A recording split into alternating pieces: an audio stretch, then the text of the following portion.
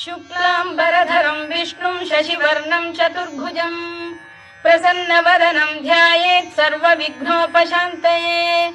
व्यासं वसिष्ठनप्तारं शक्तेः पौत्रमकल्मषम् पराशरात्मजं वन्दे शुकतातं तपोनिधिं। व्यासाय विष्णुरूपाय व्यासरूपाय विष्णवे नमो वै ब्रह्मनिधये वासिष्ठाय नमो नमः।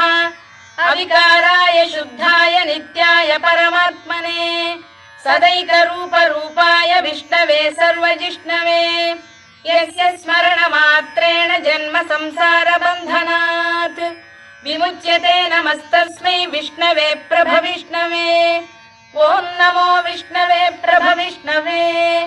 श्रीवैशम्पायन उवाच